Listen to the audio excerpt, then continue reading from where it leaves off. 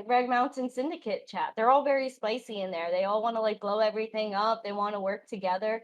Very much like my household, Yes. except for we're not trying to blow things up. It is pretty spicy in Red Mountain. Oh yeah, John, sneaking around, looking at all the chats. I see you. I'm always watching. It's for the greater good.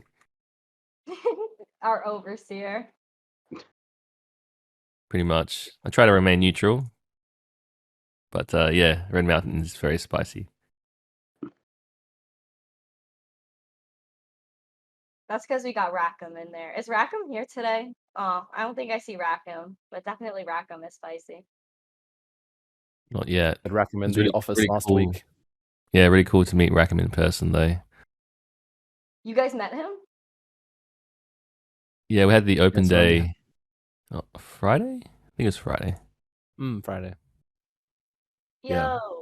So like his vibe was cool in person too, I'm sure. Yeah, he was a really cool guy. Yeah, Oh my- definitely. The You fun- didn't get the feeling like he was trying to blow you up or something. Thankfully, no. Because if he wanted to, he could. He definitely could. He's a physically intimidating man for sure. That's funny. All right, shall we get started? Yeah, let's get started then.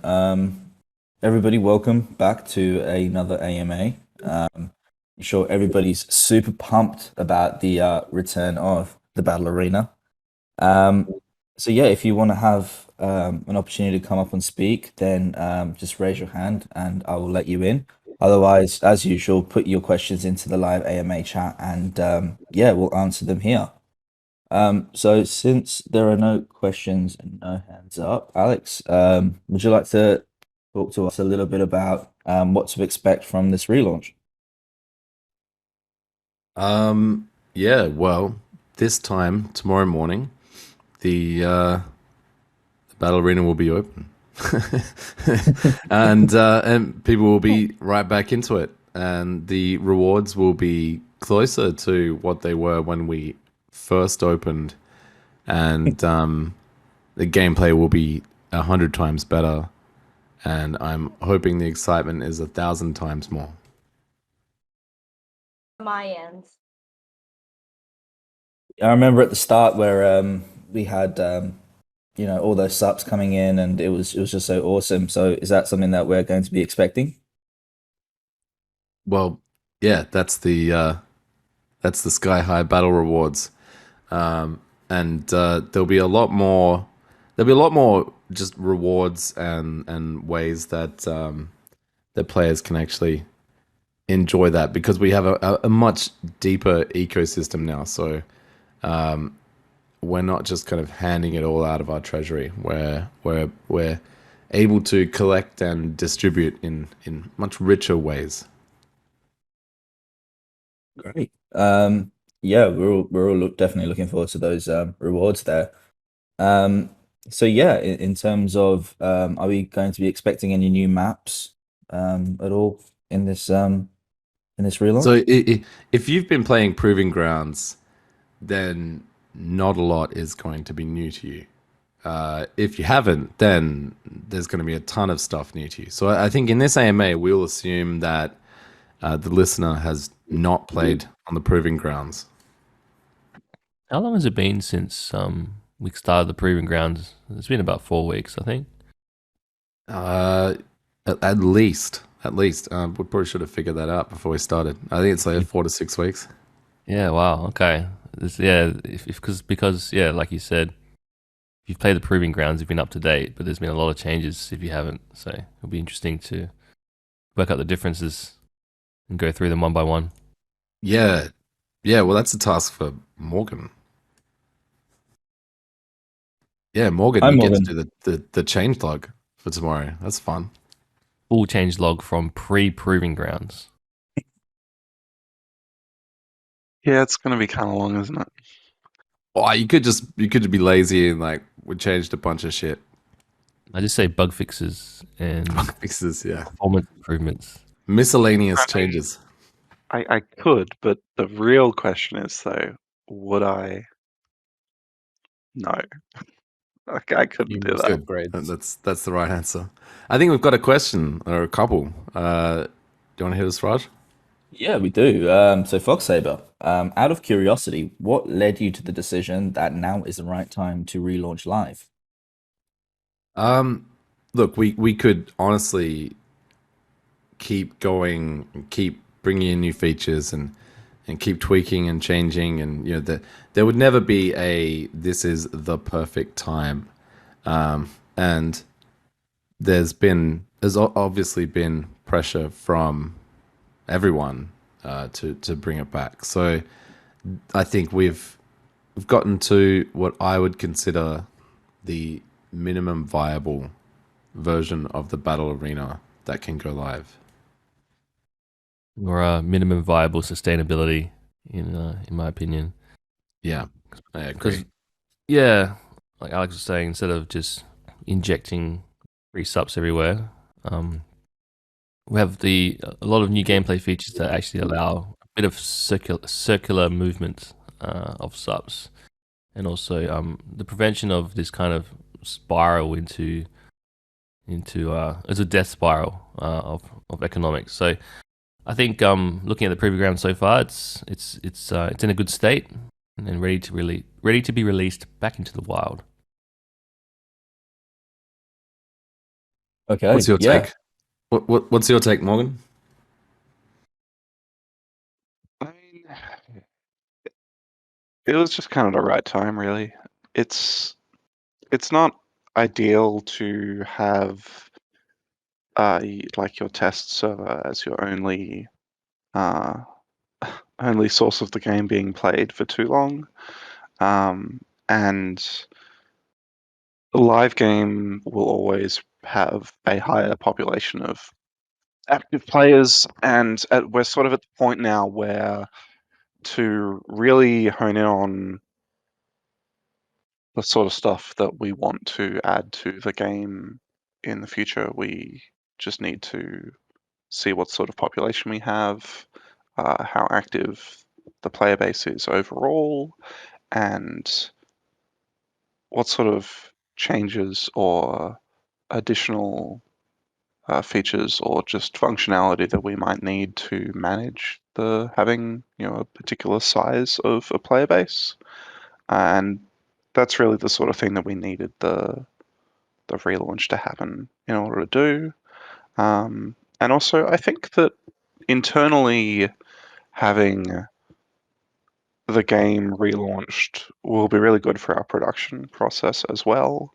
The thing about Proving Grounds was that it being our test server as well, we were updating it quite frequently and quite iteratively in a way that can be a bit unsustainable in terms of like just proper design and production methodology. And so once we've gone back to having the live server, we'll be able to deploy updates that are larger in terms of like content and also adjustment scope, but less frequently, and therefore there'll be a much more stable, state of the game for players at any given time. And it also means that we'll have, more controllable and understandable like targets for new features and updates and stuff that we'll be adding to the game. So it does mean that like everything will just be a bit more predictable, I guess, which can be a really good thing for both the players and also for the studio. So I think like spending too long in the state that we were working on the relaunch wouldn't have been good for basically everybody involved. So it was just time. Well said. All right, Raj, what do we got?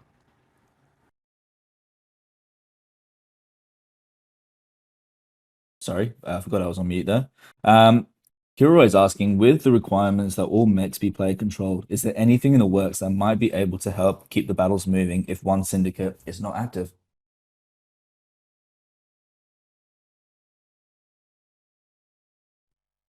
Uh, so there are obviously mechanisms in place, but the new battle arena absolutely requires all three syndicates to be active. We won't have, we can't have a situation like we had before where everyone just piles into BC and plays pointless matches against bots. So there will not be any more bot control players. There'll only be mech commanded players. So yeah, this is a new era. Yeah, Matty. Yo, what's up? Ah, I thought you were trying to say something. Um, I'm just really excited because I mean I've been on vacation during the month of August. I haven't logged in. I haven't seen the proving grounds at all. So this is everything happening tomorrow is going to be a complete surprise to me. And one thing I've noticed is that you guys get the game gets constantly better and better and better, like on a regular basis. So having not seen it in a month and now after this upgrade, I literally can't wait.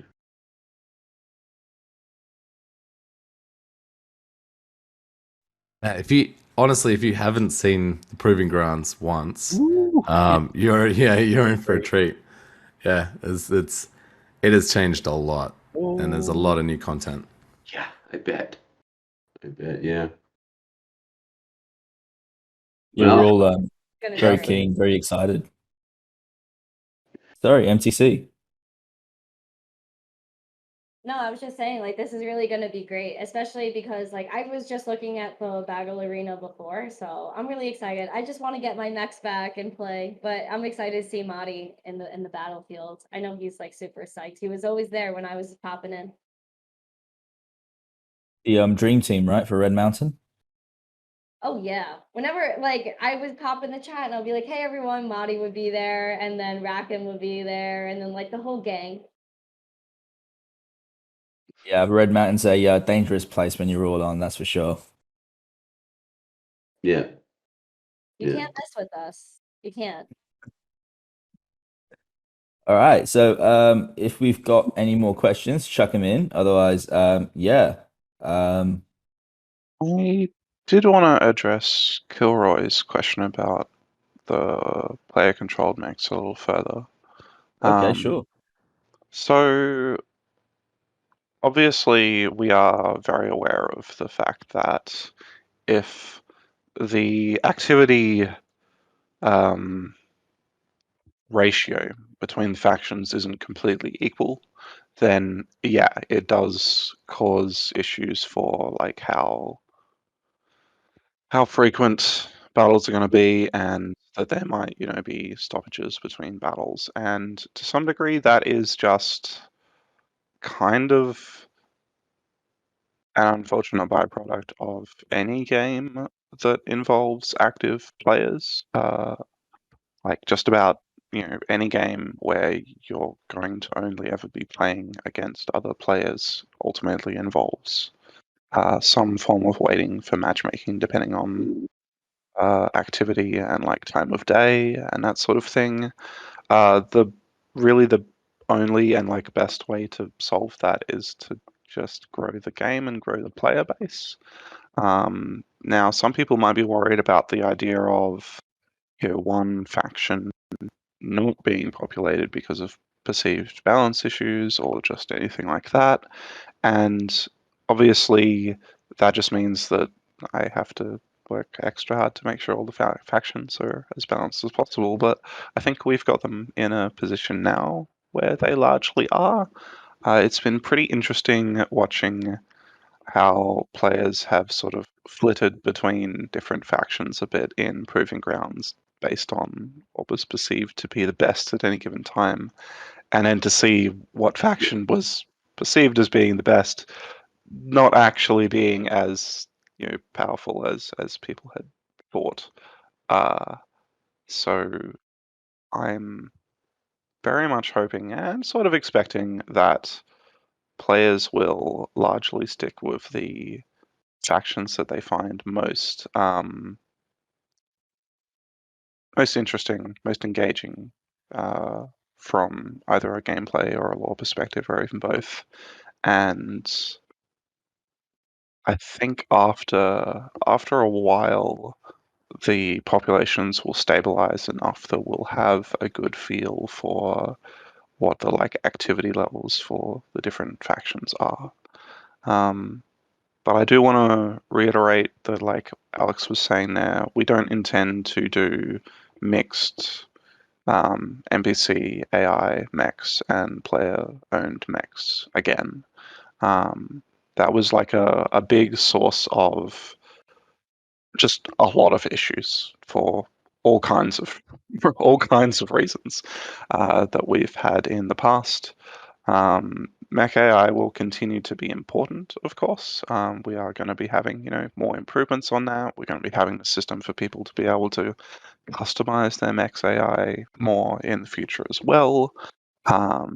Because, especially until we reach a point where we have more discrete control over mechs available to players, Mech AI is really important. But no, we're not intending to ever have mixed stuff again. I personally see room for having AI-only battles return. Maybe, on say a dedicated stream, or as like filler between player matches. That's all quite possible. But yeah, we're definitely never going to be using them to like supplement numbers. And we'll just have to keep a really close eye on the situation, and if there's anything that we can do to help mitigate problems, then we'll figure them out. But suffice to say, yeah, we're very aware of like players' potential concerns, but I think they're not going to be quite as major as some people may expect, just because we'll have a lot more activity on the live game, I think. Yeah, I think another thing to think about is the flip side, where instead of being concerned about the battles being too empty, you should start to be concerned about battles being too full. And if you kind of look at that in that fashion, we've been building out the multi-arena systems, and ultimately the game will reach a point where you don't have to worry about empty queues. It's just worrying about getting enough arenas, and that's kind of the future for us. Yeah, Battle Lobby is the next thing we have to come out with. And in all seriousness, I wish we could kind of focus on the syndicate system sooner than the Battle Lobby, but it's fairly clear just playing in the proving grounds that that it needs to scale out pretty quickly, and I think we'll have too many online players pretty like within a week.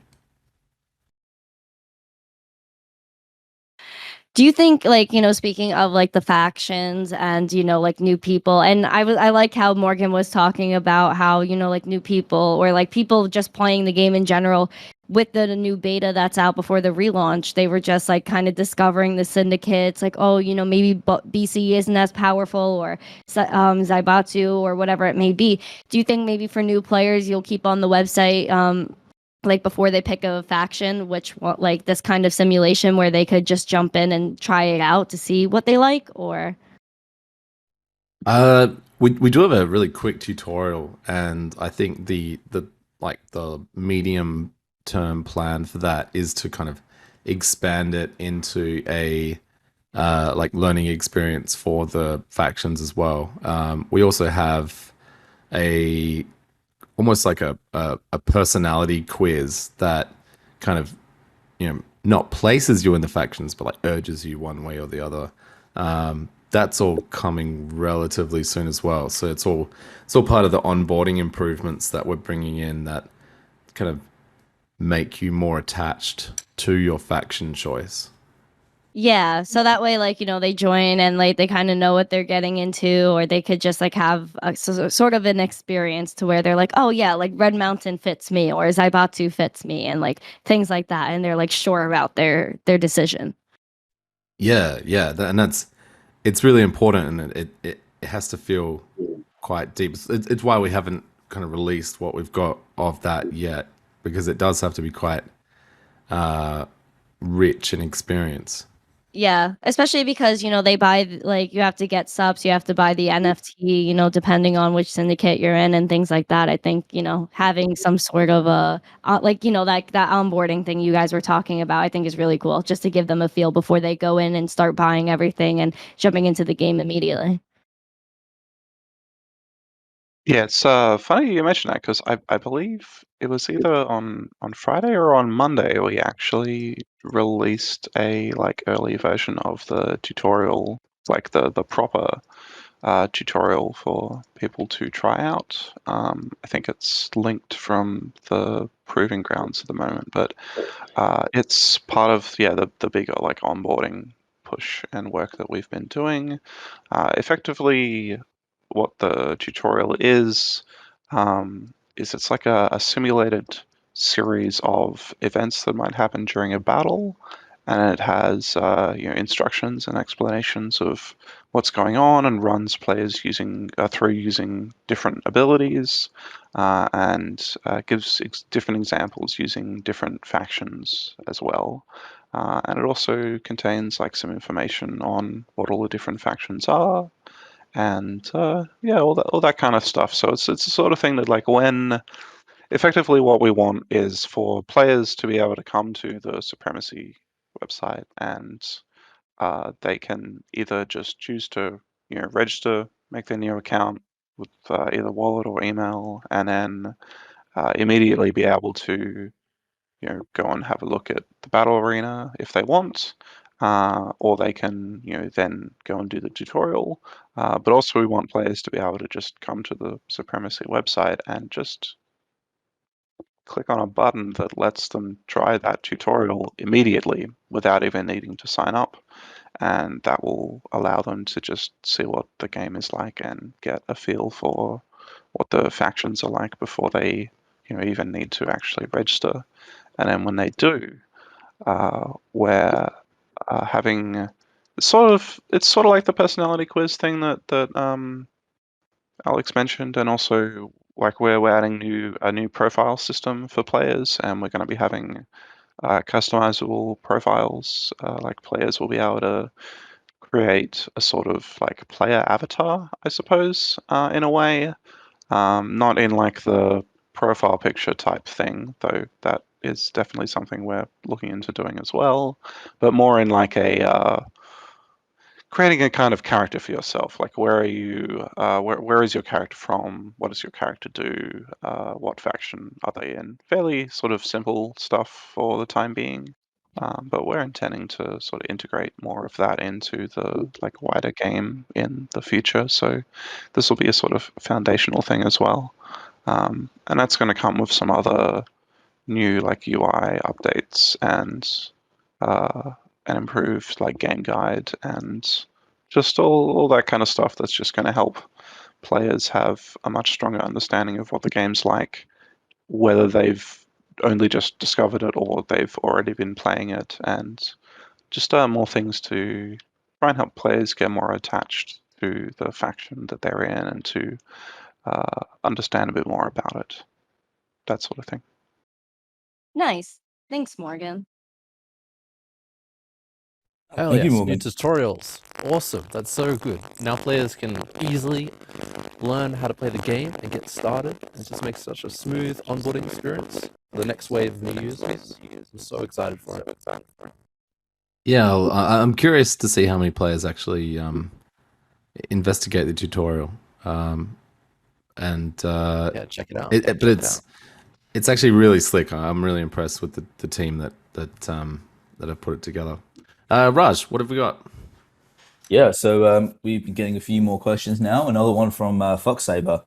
It is likely that more players will play on live rather than the Proving Grounds, including players that have been active on the Proving Grounds due to the Battle Arena shutdown. What are your thoughts on the continuation of the Proving Grounds? Will you still utilize it on an ongoing basis? And will there be future awards to entice players to help test new updates? Yes, so the Proving Grounds is not going away.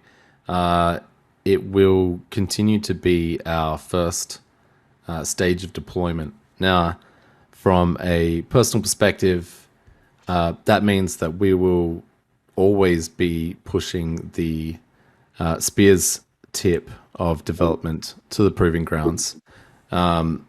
Sadly, it means nothing will ever be a surprise anymore. But that just means it'll change how we like roll new features out. We'll still incentivize the Proving Grounds. I don't know if we'll do the kind of giveaway we're doing at the moment, but there'll always be a way to earn rewards in there. It's important that we have an actual live arena to test out new features and make sure that what goes into prod has been well tested, well balanced, and is has experienced anger as much as it can. So yeah, the Proving Ground's not going away. We will continue to try and incentivize it just to make sure there's a small amount of players in there. Our mods and our actual testing crew will always be in there, so there'll always be ninjas in there too. Proving Grounds not going away, pretty much not ever. I will say it's definitely going to be way messier than it's ever been, though. Yeah, with it's- live actually being live now, I'm going to Yeah. be even less afraid to break Proving Grounds. So stuff will just be pushed there rapidly. It'll be definitely more that move fast and break things place. Yeah, we've always had the Proving Grounds server just as our regular staging test server, and that's what it will be returning to be. I have been talking and considering resurrecting what was it called? The test team thing. Delpos, that's it. Yeah, I've been considering looking into that. And that as sort of the form in which we do kind of advising for people who just really consistently want to come and do some testing on Proving Grounds. But I would personally recommend against us doing another competition style thing on Proving Grounds, just because it's going to be so much more chaotic and definitely way less balanced at times as we add just new abilities and features, because we will probably start adding new abilities that just either are more powerful for one faction than another until we add other ones, and they might even be only available to one faction just because we want to test it out, basically. So it'll be the expectation for anyone checking out Proving Grounds will be it's going to be chaos, it's going to be probably unbalanced, and maybe at times it will be completely broken. So live is where you want to go and have the normal experience of the game.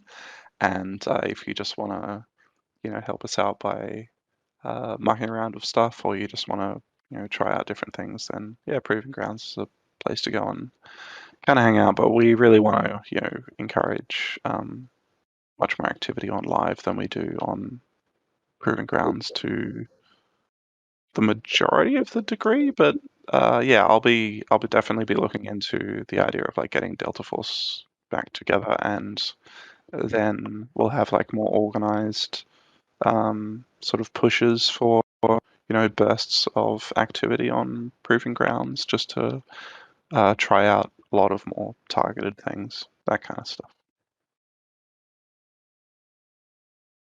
Great. So essentially, if people want to try out these new abilities and a little bit of alpha beforehand, they can go onto the Proving Grounds and test these things out.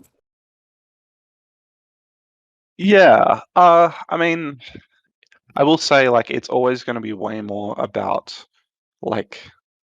testing in the technical sense. So if you're wanting to get a feel for what the abilities or what the new weapons or mechs or anything like that are going to actually be like, Proving Grounds might not be the best place to do that, because everything could change. Like things can change like way more rapidly when we have a like an actual test server. But if you want to test it as in see how it works and give us feedback, that'll be like the best place to go and do that sort of thing. Okay, thank you. And all right, so we'll go on to another question. J Rob is asking, will there be a cap to personal abilities or to a diminishing effect? 10 hacks in a row could be rough. Yeah, as John was saying earlier, it is quite likely that after the relaunch and after we've got people playing again, the thing to be more aware of is lots of players rather than not enough players, and that has definitely been a thing to think about for player abilities. And like their current incarnation. So the way that I'm intending to address concerns to do with that is sort of twofold. One, I'm intending to kind of overhaul abilities a lot in the future anyway. I'm not going to say any more about that because it's still sort of in the design phase. But the way that like abilities are currently work, like all abilities, I'm basically like giving a really hard look at that and how we can how do I put this? Integrate it into a more cohesive system that interacts with other future elements of the game and also like the metagame as a whole, rather than the more like discrete sort of siloed off concepts that they are currently. So that's like the, longer term me looking at, oh, there are issues of scale here, and like how can we just design the system from a different angle entirely to just never have that as a problem. And B, yes, stuff like diminishing returns or caps on like ability use during battles, things like that, that's all on the table. That's the sort of thing that we're going to have to be a little bit reactive on, because it's going to really depend on player activity, how long battles are lasting, how frequently abilities are getting used during battles, that sort of thing. But diminishing returns is definitely one of my first sort of thoughts for things that affect mechs, like the hacking, hacker drone or MP, etc. And like I really don't want to have to go to the putting use limits for abilities on battles, as that can be a lot less fun for players. But it's everything's gonna have to like be on the table in terms of making sure that the game is still balanced and enjoyable for the player base. But yeah, we'll see how things are after like the first week of BA, and if we need to start implementing stuff like diminishing returns, then we'll put that through onto the test server and make sure it works totally fine, and then push it through to live. But suffice to say, yeah, I've got my eye on it. Sounds good. Right, so Fox Saber's asking, obligatory when Nexus? Soon. Yeah, really soon. So But yeah, battle lobby, then Nexus.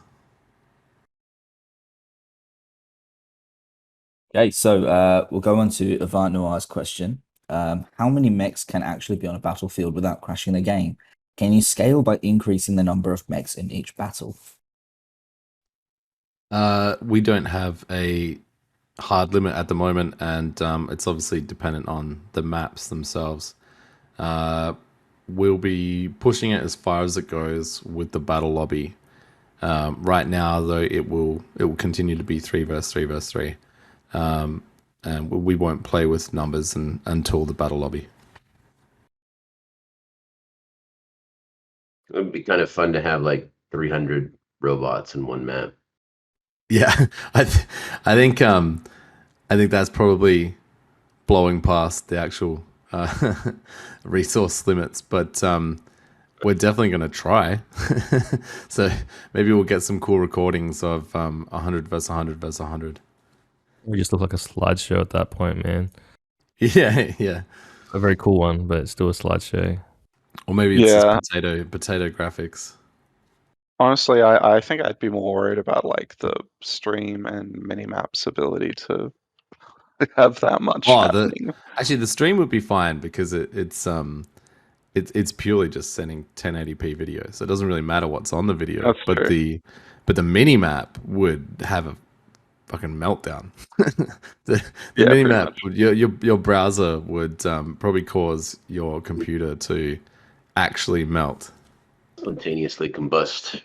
Yeah. I would say though, I feel like the stream wouldn't be able to accurately convey what's going on if there's 300 mechs on the battlefield. No, it would be even more insane than it already is. There might be a bit of lag, is what you're saying, right?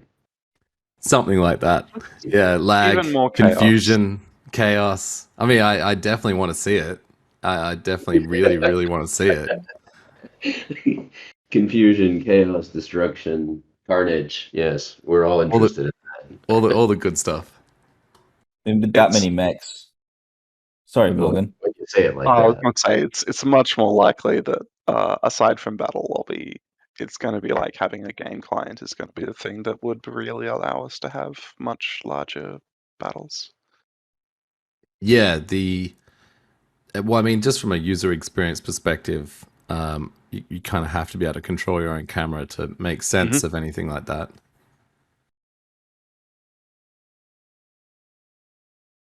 Right, great. So, can any beans be spilled concerning those 27 blueprints?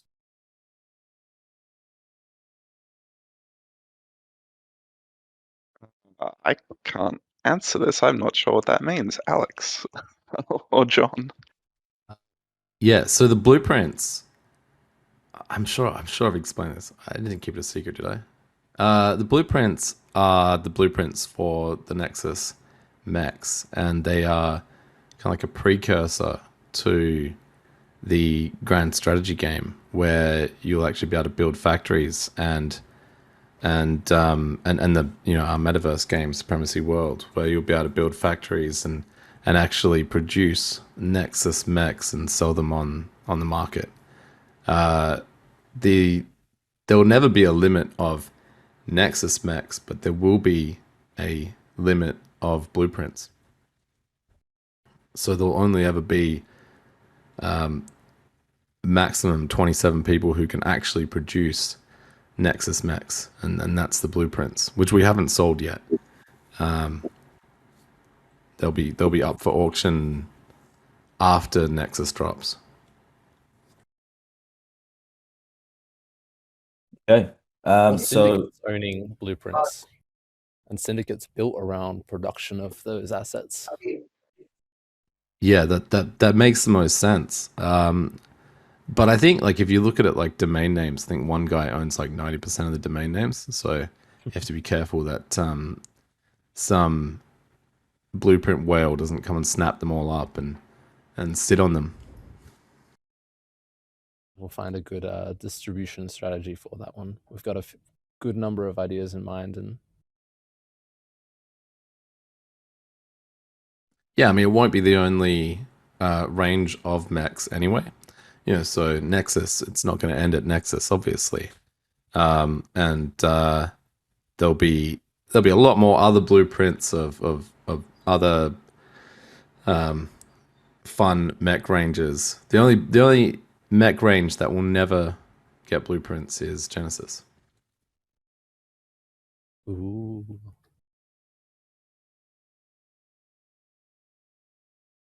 okay. Foxape is asking another question here. So, has it all been hands on deck for Battle Arena relaunch, or has work still continued on other facets of the game, such as FPS and economy? Can you give us any status updates on these? Look, the majority of the engineering resources have definitely gone into the battle arena. We've had to focus on just getting as much work and polish done on that in a short enough, in a short space of time, so that we could get it back online as soon as we have, which is still not as soon as I would have liked. There has still been work on the desktop client and the FPS, and we do actually have a big team, at least from an art perspective, on working on assets and designs for Supremacy World, for the the actual metaverse interface to the Supremacy universe. And we'll have a lot to announce on that pretty soon. So there's definitely been more stuff going on at Ninja than just the Battle Arena relaunch. But anything kind of heavy engineering probably saw a little bit of a dip. For instance, the devs working on our first-person shooter side, or at least the desktop client, are extremely good devs, and having them be able to jump in and quickly help out the battle arena team is it's been required to move as fast as we have to get things back online. Now that we're back online, things can go back into a bit more of a predictable flow. What do you reckon, John? Can I have a repeat of the question, please? Basically, has our engineering team not been able to work on more long-term strategic things, such as the first-person shooter and the economic functions and our metaverse game and the strategy game? Oh yes, yeah, that's correct. But I think if you squint a bit more, it's more about pulling the battle arena out of early access than anything else. So even though the devs have been pulled back a bit and focusing on the battle arena, it's the stuff around it that's a bit more polished now. So we've got all these new features that we can talk about later, but the replays, the repairs, and all that. So I think it's more of a next step in terms of the entire ecosystem of the games of Supremacy. The FPS continues to be worked on, but because the battle arena is a bit more mature now, it can tie in, the work on the FPS can tie in better into the battle arena with less moving parts. If the battle arena is constantly being updated non-stop at the same time as the FPS, then you have to do a lot of rework, as because integrating between the two the integration target between the two will keep changing. So if anything, kind of cleaning up the battle arena, polishing it, deploying it, pulling it out of early access means that the future work, FPS stuff, will be easier, quicker, a bit more predictable as well in terms of progress. So don't think of it as a loss in terms of velocity, dev velocity. It's more like just rearranging things so that everything gets done quicker overall. Cool. All said. All right, Raj, what else we got? So, another question from Foxsaber. I've enjoyed the challenges in the Proving Grounds and wondered if this system will still exist in live. If so, what form will it take? Did you develop any challenges with our suggestions from the Discord channel? And what kind of rewards might we expect to see? We're going to keep it simple going forward tomorrow, so it will just be a handful of daily challenges to win Minimax. And we'll bring in more kind of deeper, well thought out rewards over the next week or so. And we definitely have taken a few into account from the forum, and we will reward those players as promised. But for now, we're just going to keep it to pretty much what's in Proving Grounds for the dailies, to get Minimax. The ones that are focused around subs, we're going to put a bit more thought in. And for the launch, we really want to more focus on battle arena rewards. So actually rewards for winning games and playing games. So like with mechs. But yeah, that's definitely going to be a rolling thing that will continually change, and we'll do things like weekly quests and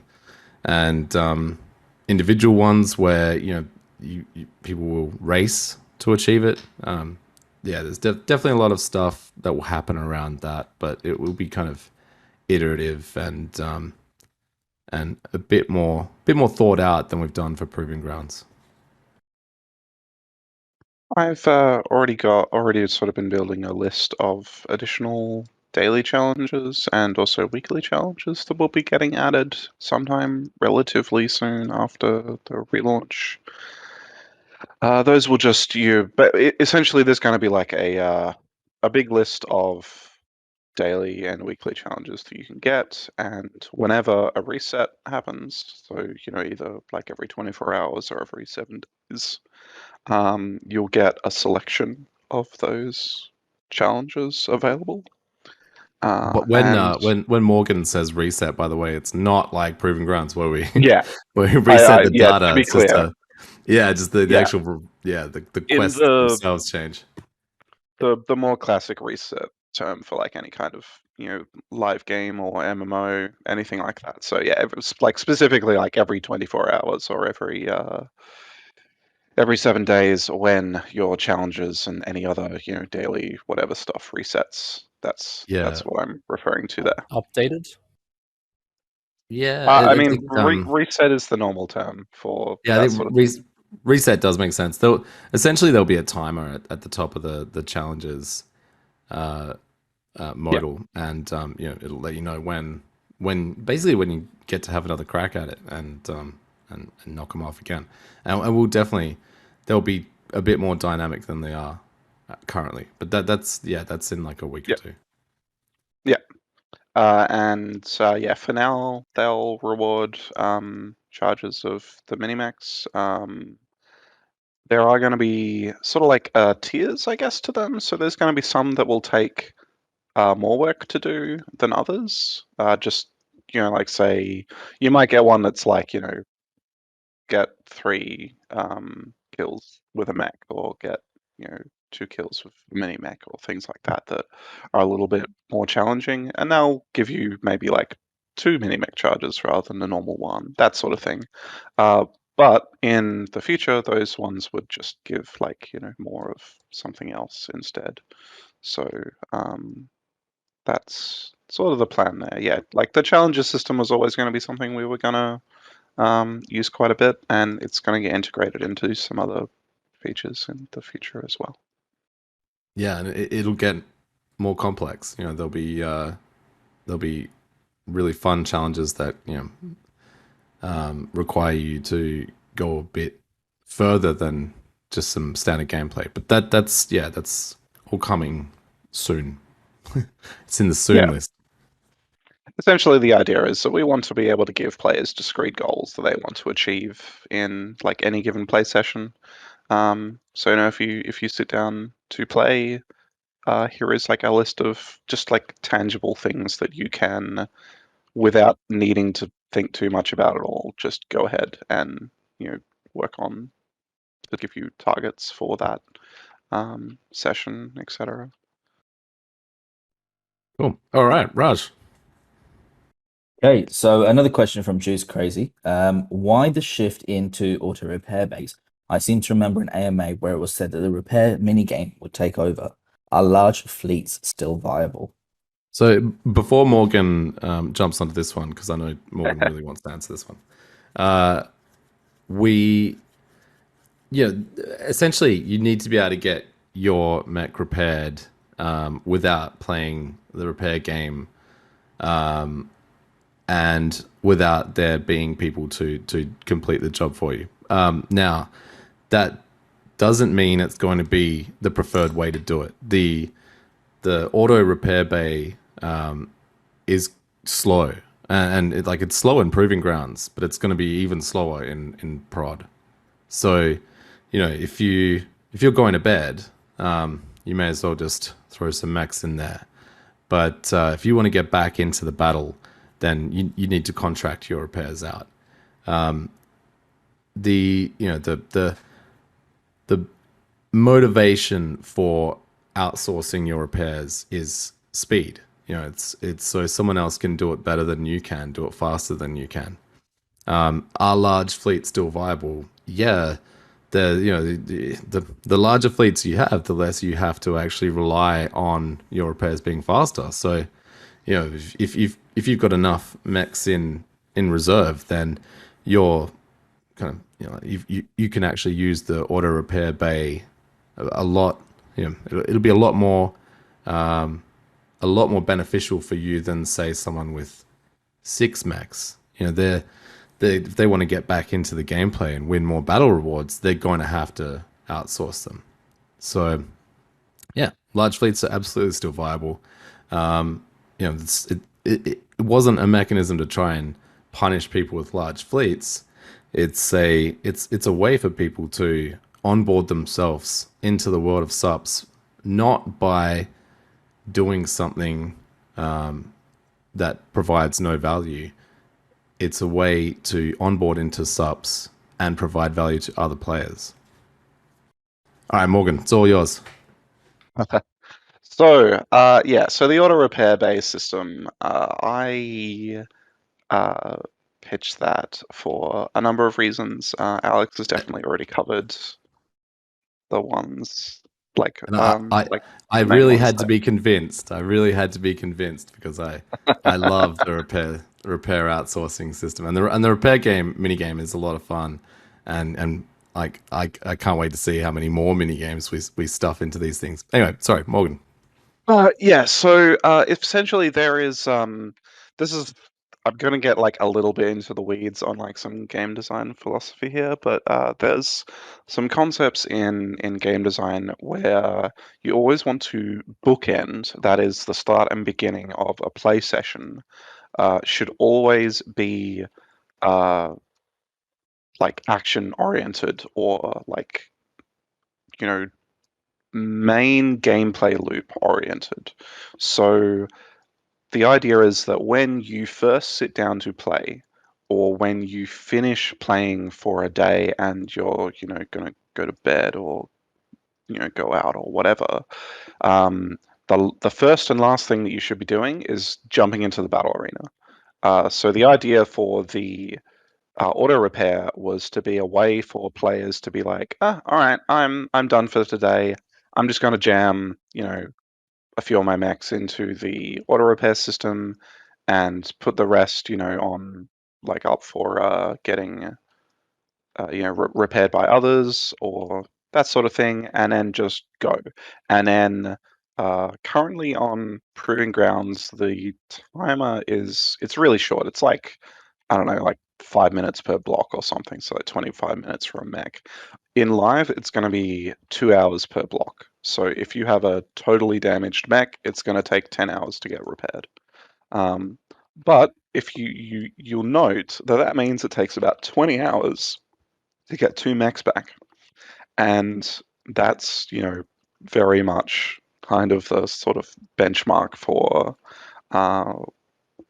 how many mechs I would expect a player to want to have ready to go at the start of another play session.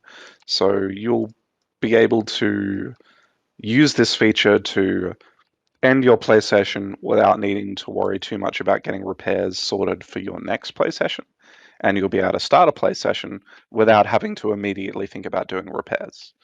That's like the bottom line. We just want people to be able to go into the battle arena and out of the battle arena without having to stress too much about other stuff. And the time that you're going to be thinking the most about the repair game and whatnot is when you have a smaller number of mechs and you want to keep queuing them during a play session, which means that you'll need to figure out how to do it. So as Alex said, like we're having we're doing like a really big push towards the idea of a lot of the sort of like things you can spend subs on, or like the more premium uses of the economy, etc., being about like convenience and speed and quality of life, that sort of stuff, and figuring out ways that players are able to provide that for each other. I think John mentioned this earlier when we were talking about economic stuff. We are trying to have more of a contained loop that has some input output from us, rather than necessarily having to only originate from us or only go to us. And that's like, yeah, a big part of it. So you'll probably, how do I put this? So like larger people with larger fleets are going to be able to play for much longer during a single session or, over a series of sessions, just because they don't have to worry about repairing all of their mechs again before they can redeploy. So like that's already a huge benefit there. And you also won't have to, stress as much about getting repairs done really quick, because you've got more mechs and you have more time to sort of afford to wait for them to get repaired. Essentially, it's just like you're going to have a different dynamic with the repair system depending on how big your fleet is. The smaller your fleet is, that likely means like the more like the newer you are to the game, or like the smaller the sort of subs count you have is, and that means that you might not have as much spare to interact with the repair system in terms of like getting other people to do repairs for you. And you're probably more likely to be doing repairs for other people, in fact, or doing your own repairs. And then when you start getting, a larger fleet, you'll probably, kind of hybridize out a bit and be doing a bit of each. But then when you have a larger fleet, you're going to be able to have a longer period of time in which you're able to deploy mechs without having to worry about repairing.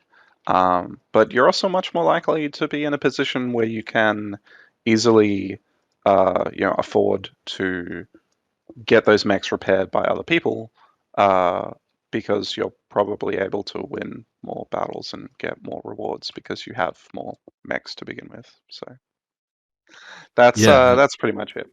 It's definitely not detracting from having large fleets, and it's actually the other way around. It's sort of it helps different players in different ways, really. It's just kind of good for everyone, but for different reasons. All right, Raj, got any more questions? Yeah, we do. Cool. So can we sorry, Vernon's question here. What are you most excited about this upcoming relaunch? So it's actually the repair system. I can't wait for to see a real market. The right now in Proving Grounds, it's all kind of speculative, and it's not a good way to actually like earn subs for the Proving Grounds competition. People are but mechs are still getting repaired, so that's actually still quite interesting. But they're fake subs, so people have kind of sometimes they just want to get back in the battle and just go, 100 subs per block. The kind of reckless spending I don't think we'll see when the subs are real. But at the same time, I think you'll still see some whales who do things like that, who are like, I just want to get back into the battle. I don't really care. Here's $25 per mech, and I can't wait to see that free market hit it, and I can't wait to see 10 people try and repair the same mech in one go, and see that beautiful capitalist free market solution to repairing your mechs. I want to read stories in the newspaper about whole towns in Southeast Asia that make a really good living just repairing the mechs of of supremacy Wales. You know, like that's the kind of feel good story I want to read. You could say it's also kind of a boring dystopia type story as well, but I enjoy it from both perspectives. It's better than them working at a shoe factory, I'd imagine. Yeah, exactly. That's what I reckon too. I'd rather repair a mech playing a mini game than superglue some Nikes together. Seriously. And on top of that, it's like kind of entering what our original vision for the metaverse, which is always about underlying economies to one form of presentation. In this case, video games. So you finally have a gig economy in Supremacy where players there's a multi-sided market where you got mech owners trying to get their mechs repaired. You got roving bands of Web3 / metaverse mechanics trying to repair these mechs faster than other people and grabbing jobs before others. You've got an Airtasker style price discovery. You know, suddenly we've at this point we've created a proper multi-sided market in a video game that is also tied to a real economy because it's connected to the crypto world. So that's kind of a world first, in my opinion. I mean, there's probably some games that do it, but not to this level. So I'm pretty excited about the repair stuff as well. I know you're against this, Kyle. Sorry, Morgan. So it'll be a limited thing.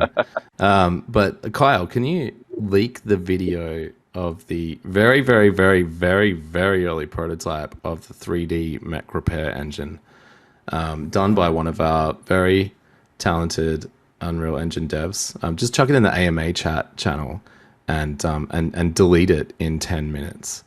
So just let everyone see it who's actually live for this, and no one else gets to see it. That's a good idea. Yeah. So yeah, just to be like super clear about it, this is so one of our devs just started working on a side project basically, and it's kind of in like the, how do I put this, sort of like proof of concept kind of phase. Yeah, yeah. I So- mean, this is their kind of, if anyone's familiar with Google's 20% time, we don't really do Yes. that, but it's kind of like that. It's an almost personal project. Yeah. Yeah.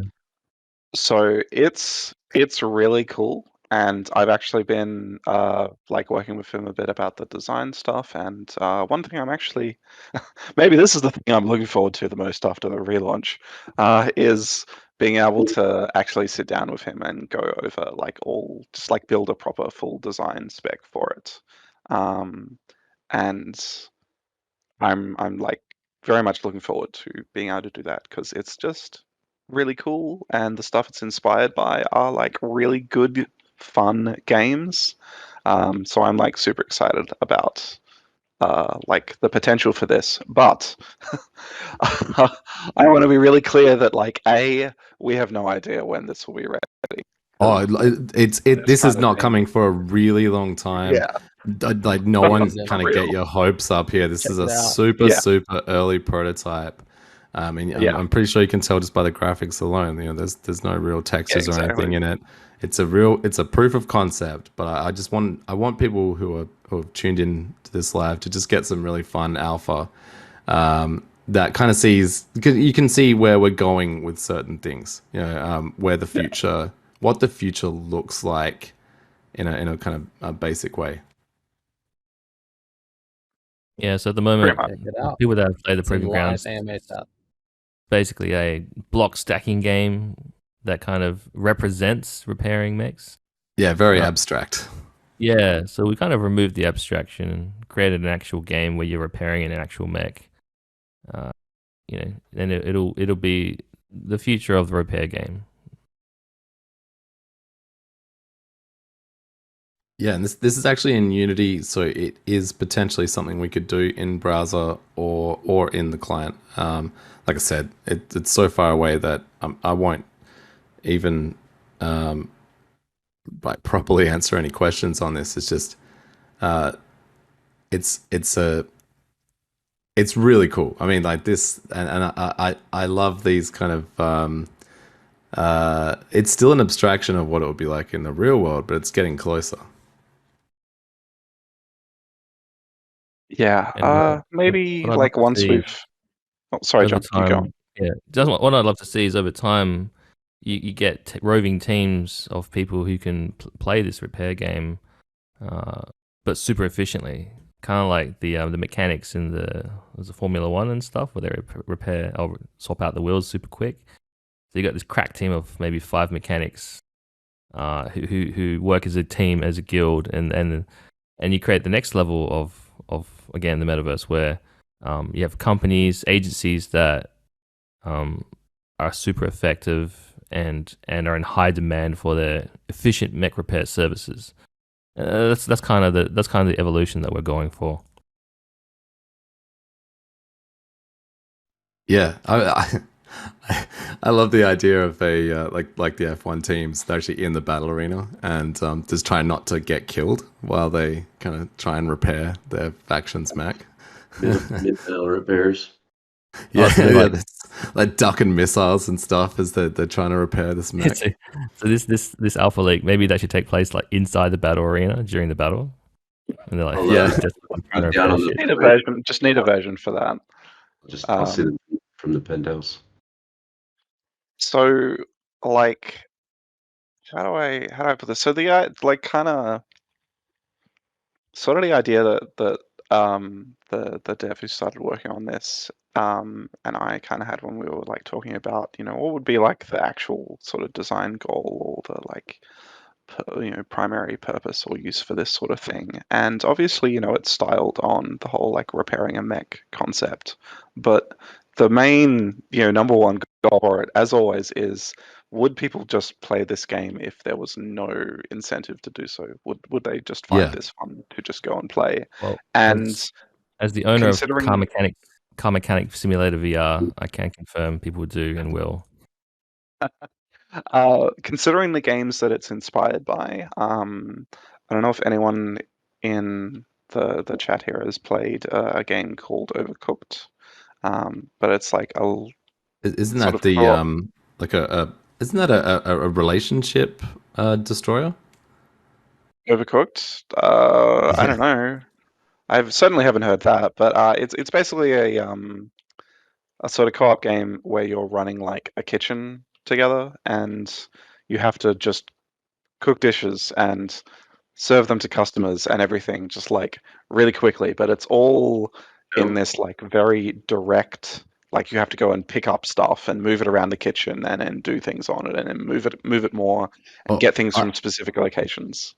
I've played it. I guess I'm saying it's a relationship destroyer because me and my partner, we both have boss vibes, and so she doesn't take orders from me, and I don't take orders from her.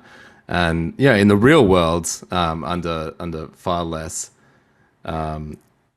stressful time pressures, we compromise and we work together really well. But in Overcooked, no, we work better in a real kitchen than we do in Overcooked.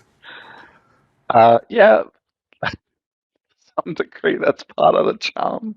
But I think if it's actually gonna hurt feelings, probably not. I think John and his wife did really well. I think their dynamic worked really well for it. I'd say it's a relationship prover simulator than anything. I think if you have like an obvious and like power dynamic that works well in a kitchen. No, me and my partner we're definitely both alphas, and it doesn't. Yeah, it's a lot of fun, but eventually you're over it. Like let's just cuddle and watch Netflix. Yeah, you reach a perfect flow state of Overcooked, where the words you speak out of your mouth are just pure efficiency to convey information and instruction, and vice versa. So, if you reach that point, then Overcooked becomes this kind of euphoric game that doesn't really exist anywhere else. But who knows? Supremacy, repair game, yelling at your wife to fix the mech, that can work too. I will say I think we did a lot better in Lovers in a Dangerous. Was it Lovers in a Dangerous Time? Space Time. Yeah, we did a lot better on that one for some reason. I think the there's less crossover in what you're good at in that game. Which Overcooked, you know, people will kind of, if you want to be on the same stations, you have problems, right? Yeah.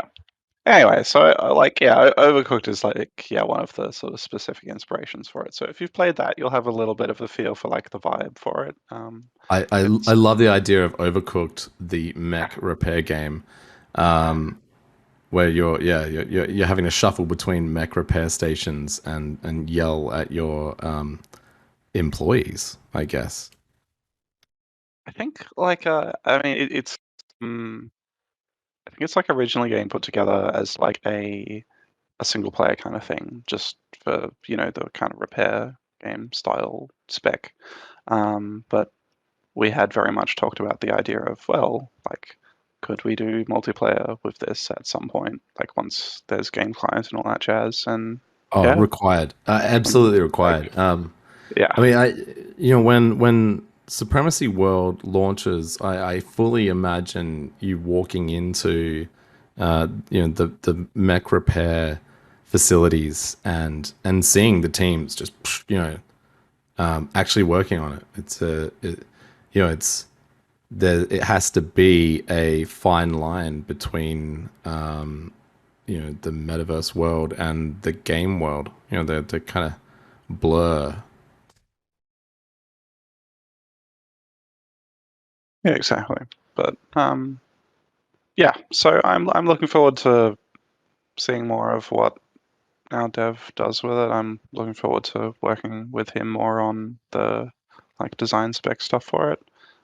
Yeah, actually, that's a really and good point. I think, we obviously showed our appreciation internally, but for everyone listening, Matt, one of our game devs who knocked this out in his own time, he didn't have any kind of real like specs from Morgan or anything like that. He just kind of came up with it on his own, right? So, like, hats off. It's really cool. Nice. yeah, I think the conversation was like Brendan, our technical director, mentioned that he was going to be working on it and might want to talk to me about it. And he came over and was like, "This is what the idea is," and I was like, "That's cool. You should do that." And then he just started working on like the technical stuff for it, and was like, "We got to chat more sometime to figure out more about it." Yeah, and then he just went away and put a bunch of it together, and then called me over one time to have a look at it, and I was like, "This just looks like a fantastic foundation for it."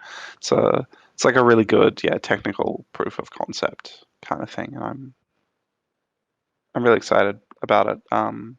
Like one of the things that I have been finding uh, enjoyable about working on Supremacy and with this team so far is that a lot of people are just really eager to learn about game design, and I've had an opportunity to impart some knowledge here and there. So I'm kind of looking forward to being able to work on some smaller, little specific projects like this with people and just have an opportunity to sort of do some, I guess, imparting of knowledge and teaching of game design principles and things like that, as well as working together to create something really cool.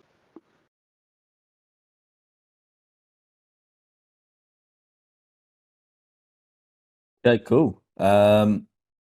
So we'll get towards some more questions here. BD40 is asking, any thoughts on a flight sim portion to the game? Somebody needs to fly the Red Hawk to drop nukes and mines and things.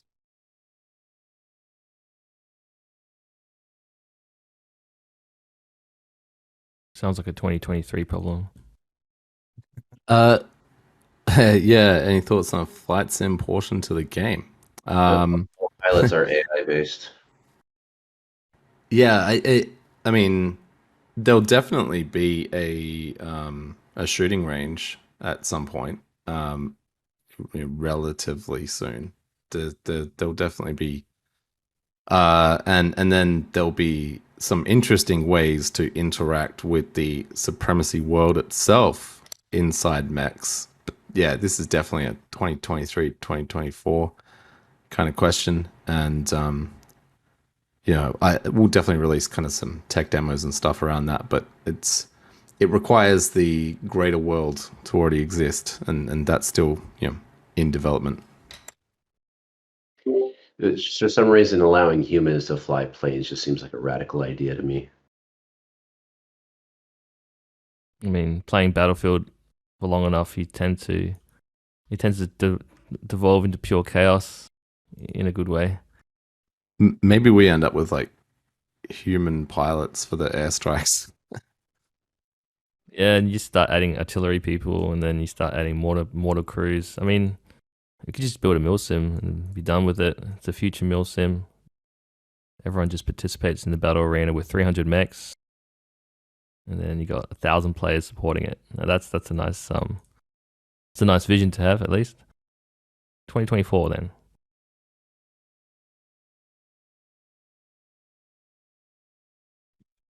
All right, cool. So next question here, we've actually got a question for MTC if she's still here. What's up, guys? Hey, so Vernon in the chat saying that your interview with Z was awesome, and it was really cool to see you rocking a RM apartment in the background. What was your favorite takeaway from the interview? Oh, yeah. Thanks, Ashley, for that background. I really love it. I'm going to be using it a lot from now on. But that interview was really fun. I really like CZ. He's been supportive of me for a long time. He did say on Twitter a long time ago that he is indeed zesty, so that's important. But yeah, it was a really good interview. You guys should definitely check it out. It's not too long. And we just talked about his background, and I learned a lot about CZ that I didn't know before. So I feel like that was very important.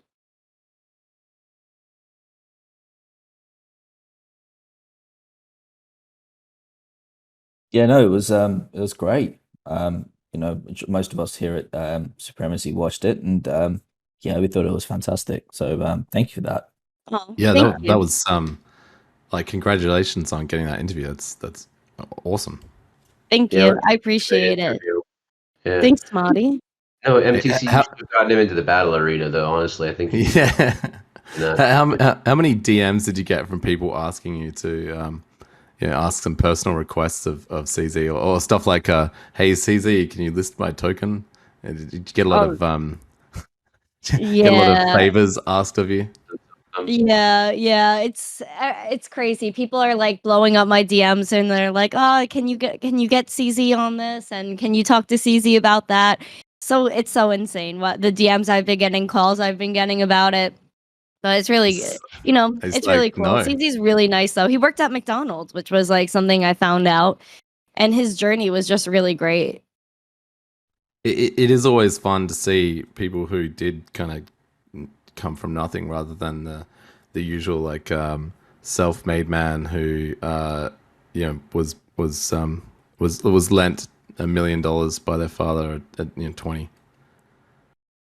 Yeah, I mean, his mom was a teacher and everything like that. His dad was, just working a regular job, both of his parents. So it was like, he was just average. He wasn't like poor, but he wasn't rich either. He was just like everybody else. And then he just took his life and just made it what it is now. And it's really revolutionary what he's doing. Especially he talks to all these people leading other countries too. Like, that takes a lot. It's very respectable. And the position he takes, the heat he takes with the decision he makes when he's just trying to, spread adoption and just, he's just like everybody else, which people forget sometimes, which is what, I kind of wanted to remind them of with this interview, just like he is a regular person. You know what I mean? Yeah, You mean no, it's he has awesome. like 2 hands and 2 feet and a brain, like all regular people? Exactly. I mean, there's He- definitely people in this space who I have met who I would say are not regular people, may not even be people. Like when you hear that crazy conspiracy theory about lizard people, I've definitely met people at crypto conferences that have gone, he's a lizard person.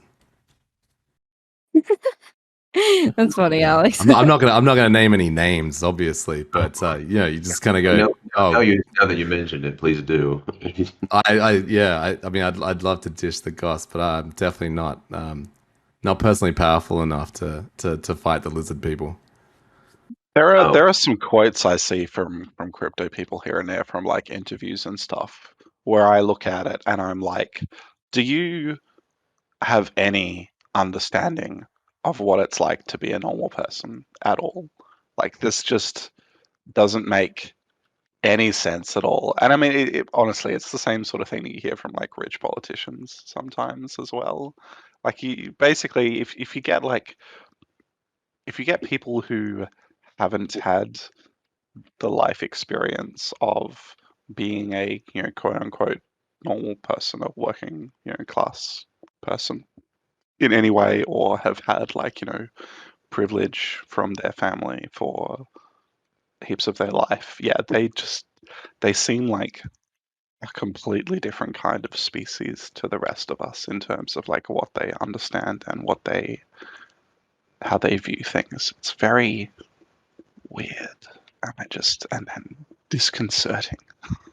Well, I think if you never at some point in your life had to decide between, and this is very much first world problems, early 20s, and you decide between a carton of beer or a carton of beer and ramen, or like decent nutritional food, then I don't think you can kind of actually have much of a perspective on the day to day life of ordinary people, and that's still a very privileged choice to make, by the way.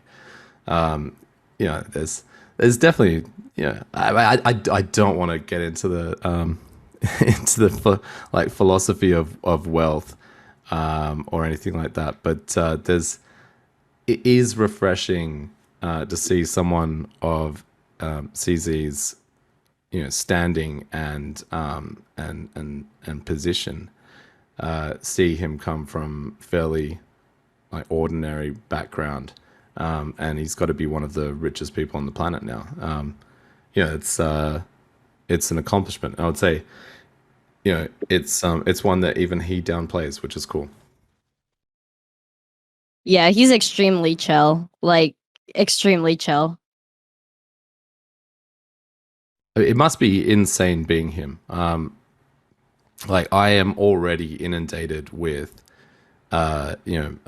unsolicited Telegram messages and unsolicited Twitter DMs. And I just can't imagine what his interfaces to the real world must be like. It would be an intense amount of noise just directed at you.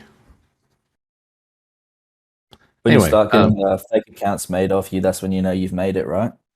Well, that's already happened, and I don't feel like I've made it. So no, I think it's more like when you have 10,000 fake accounts made of you.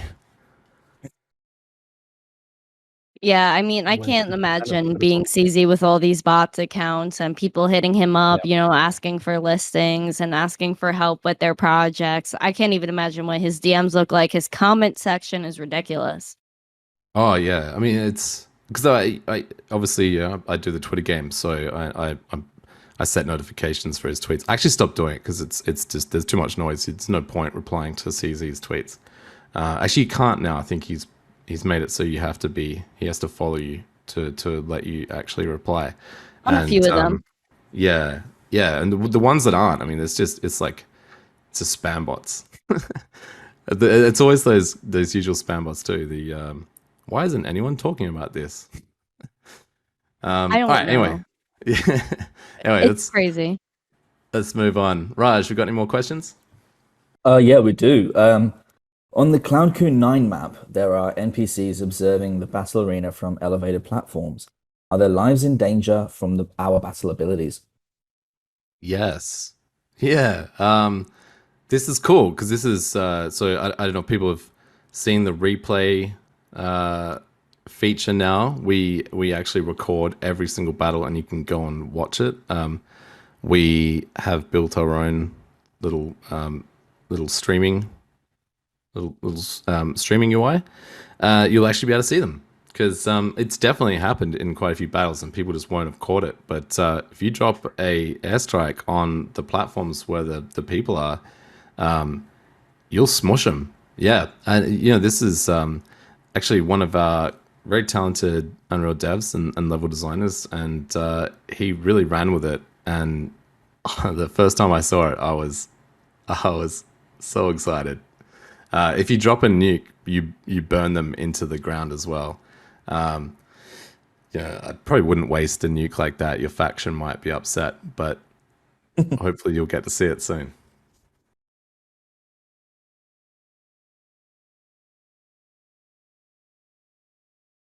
All right, awesome.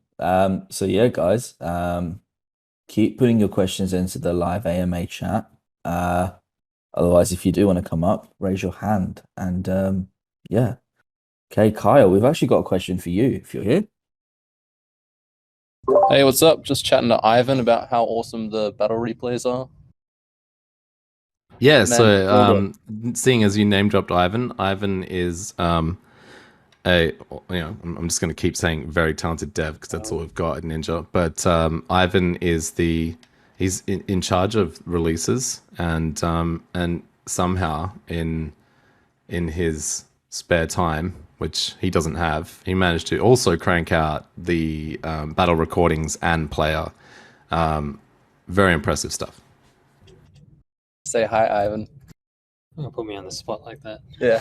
How you doing? Hello. How are you going? You killed it on the replays, man. I'm super excited for that. People are already checking them out, and when we have that live, when we go launch, you'll be able to share them out. Yeah, hopefully. We'll see. It'll be good. Yeah, we'll be good.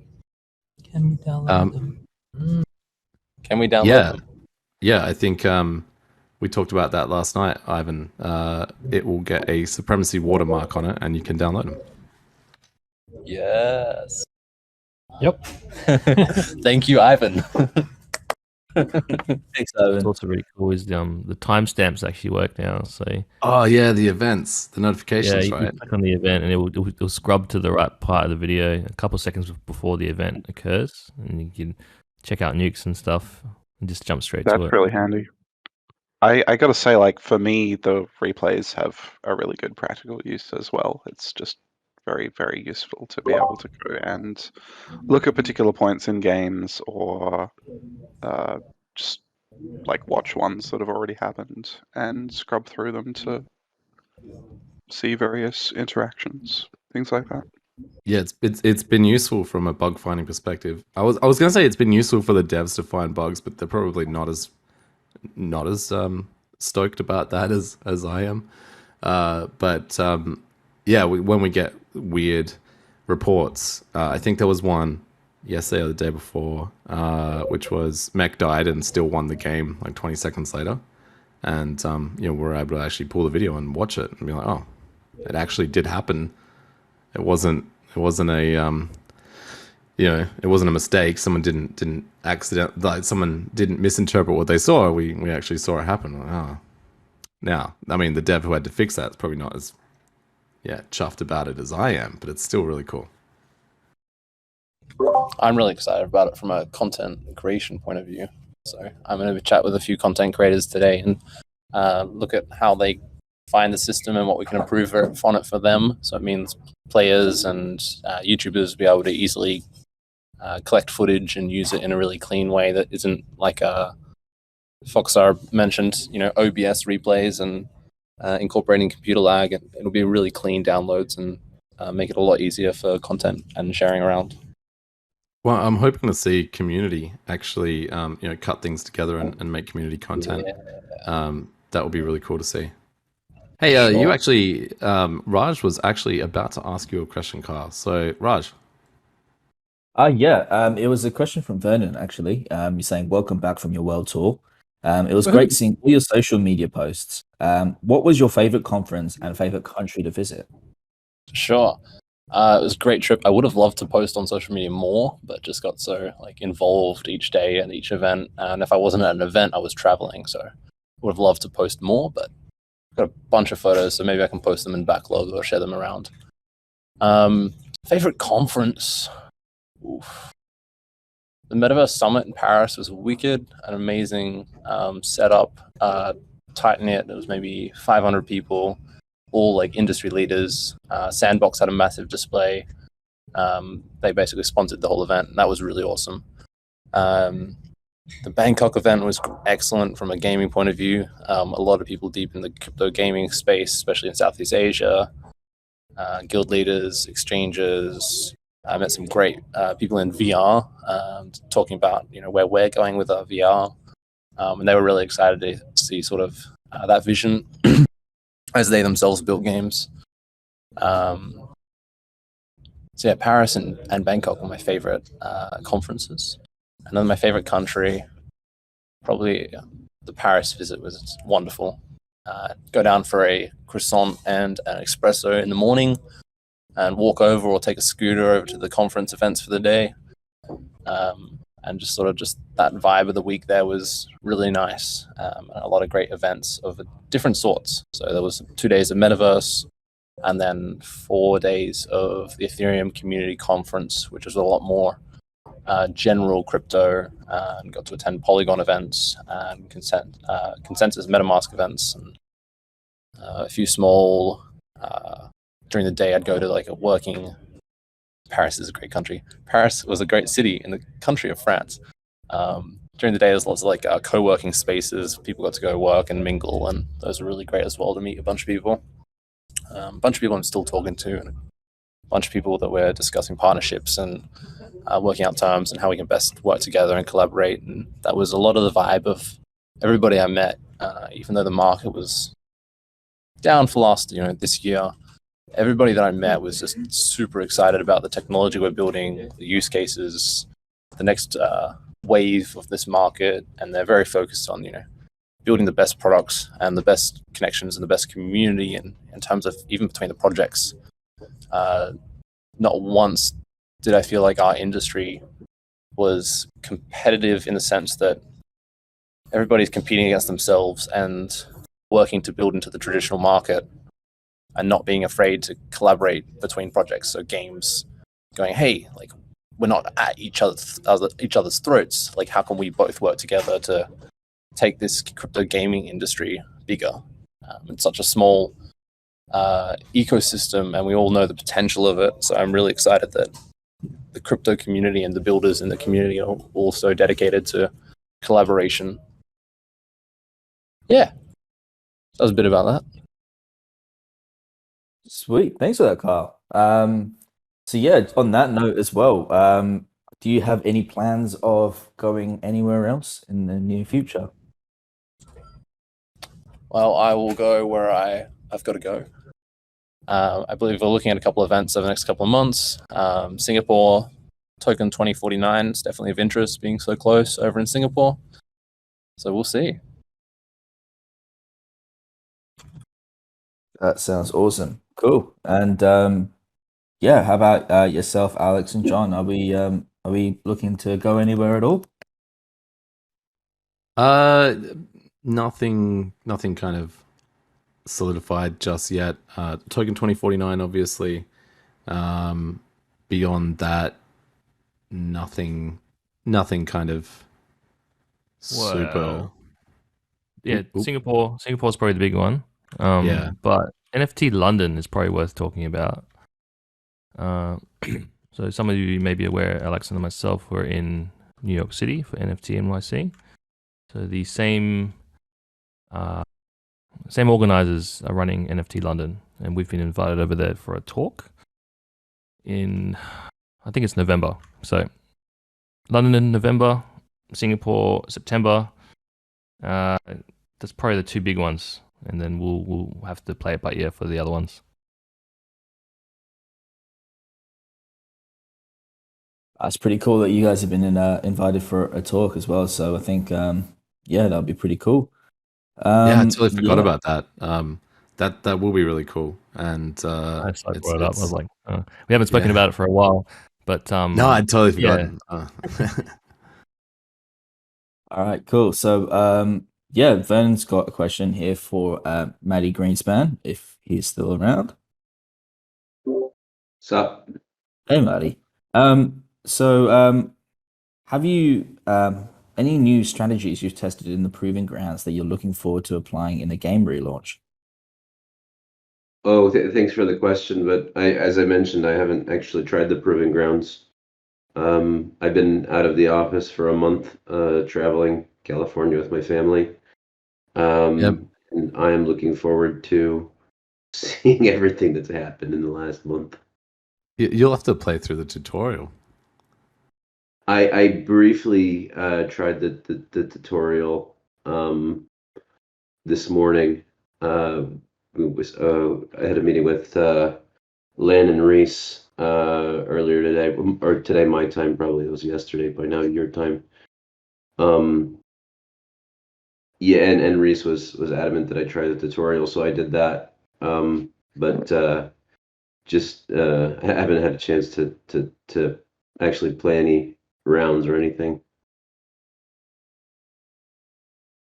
There's quite a few strategies that have like built up over time during the proving grounds that I'm pretty keen to see how they do in live with like more players around to learn from them, because I think like a lot of this is how do I before I finish that thought, I've been pretty active in like competitive gaming spheres for like a long time since I was a little kid. Like I used to play competitive StarCraft Brood War. I still work on in my spare time a competitive card game as well. So the idea of like competitive strategies and tactics and builds and all that kind of thing just sort of slots into my brain very easily. And it's been interesting to watch the proving grounds strategies change in the way that small player metas usually do, in that some players will discover a really good one, and most of the player base will latch on to that same concept. And rather than there being any like really big swing against it at some point, it tends to just be that people just try and kind of brute force past it. And that's usually the kind of thing that you see happen with games with smaller player bases, where there's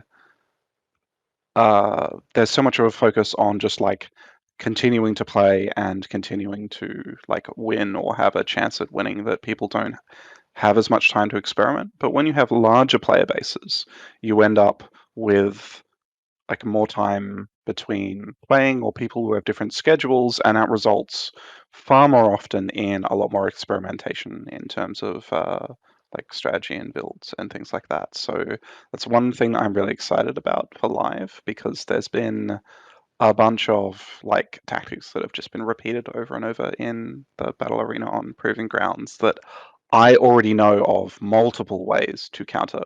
And I'm really looking forward to seeing how long it'll take players to start picking up on some of them, or discover ones that I haven't thought of myself. Especially given some of the like changes that we've made in the past week or so. I know now that like Zaibatsu mechs have become a lot more like viable on just like in terms of themselves and going toe to toe with other mechs than they were previously perceived to be, because of the new AI changes that we've made to how weapon ranges work.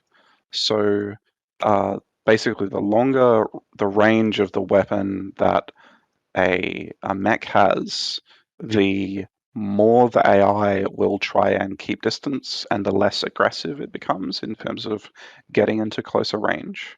So, say Red Mountain, all of their weapons are much closer range. Like they have the shortest range of the three factions at the moment. So the Red Mountain mechs are very, very aggressive. They will just like constantly try and move towards enemy mechs. And whereas the Zaibatsu ones are kind of the opposite, and BC is sort of a little bit in the middle.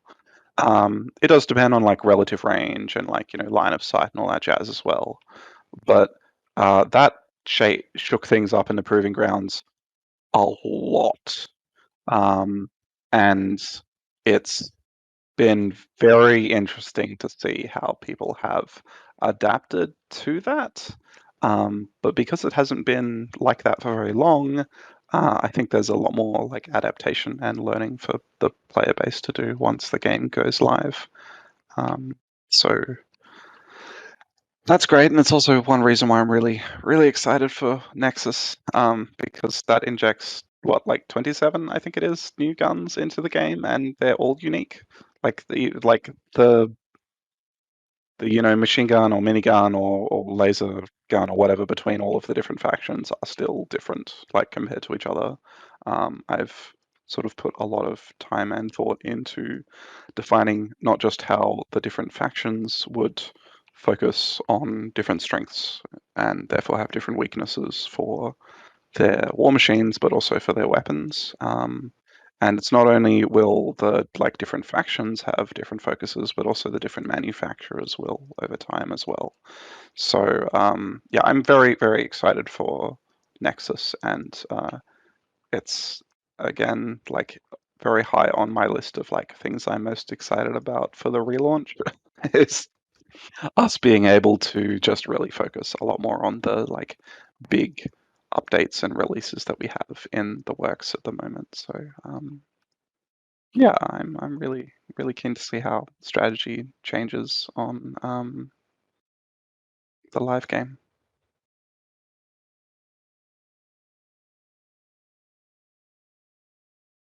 Awesome. Cool. Yeah, so it does all the old tactics and things like that.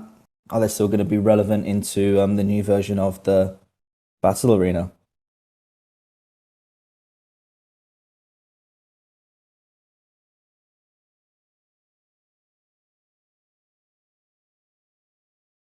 Any more questions? So we've got no more questions in the AMA chat here. Oh, actually, yep, right on cue, Fox Saber. Similar to the potential evolution of the repair minigame from what we currently have to what we saw in the sneak peek video, do you think it could be possible to see something similar in regards to the marketplace? A walkable area where we can window shop the mechs, weapons, and items available for purchase. Perhaps marketplaces offered by player syndicates. Yeah, that's definitely coming. I mean, in the Supremacy world, the metaverse game, like the social metaverse game for the Supremacy universe, all this stuff is like right on top of the kind of like priority list of what will be in the first version of that. And one of the reasons is it's a really simple way to make it useful for Supremacy, the fighting game. You know, the actual first person shooter and battle arena and et cetera, et cetera. Merging these worlds and providing a reason to actually travel around them and interact socially with other players is really important to actually giving our universe a reason to exist, a reason to be somewhere that that players visit casually.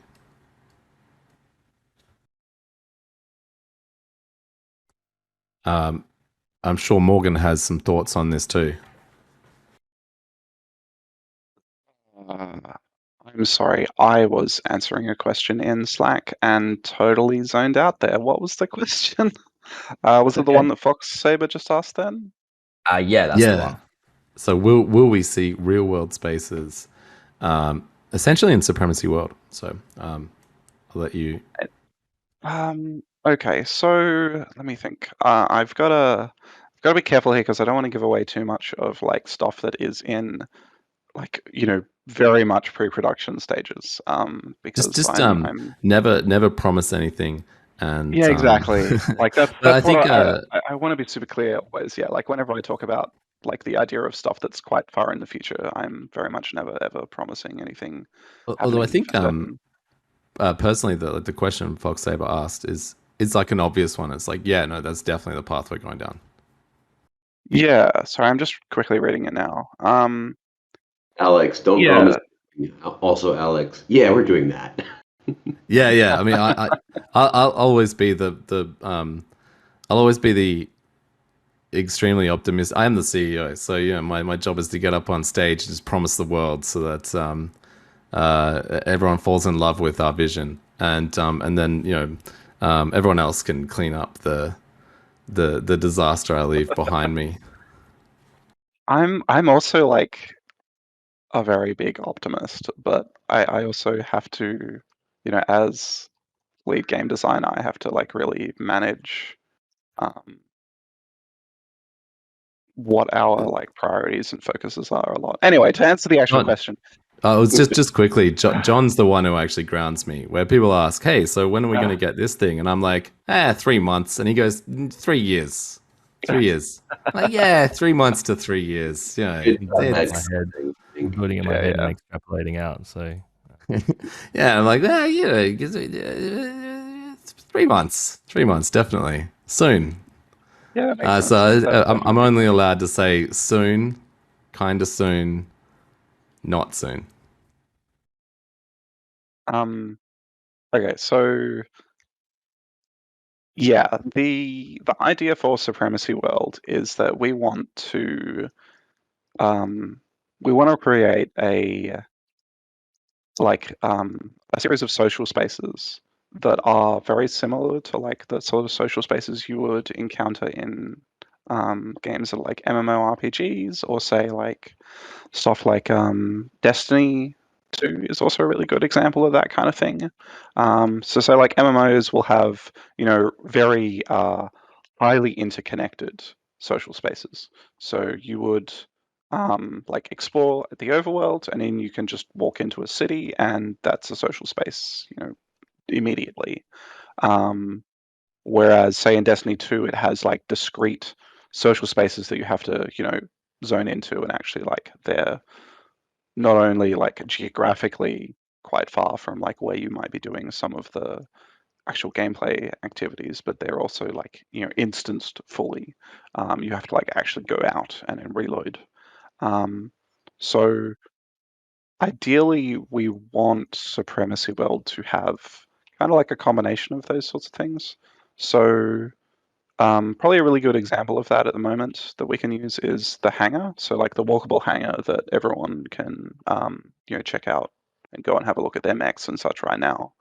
That is like currently only a solo space. You can't do anything social in there. But imagine, if you will, for a moment, that you can have your friends come into the armory, not into the armory, into the hangar, into the silo and stuff of you, and have a look at your mech, and that you'll be able to like outfit your mech together with your friends, just like while they're there hanging out. And sure, you're like doing it in menus, but it's still it's a way to be able to be doing something while also socializing with your friends at the same time. We want to have that kind of space, and a lot of those like interconnected, so that you can go from one to the other relatively easily. But then we would also want to have like larger social spaces that are less about, like intimate, I guess, social spaces where it's like just you and people that you invite, but rather you go into them and there are lots of people around, like hubs, hub cities and such, like in MMORPGs.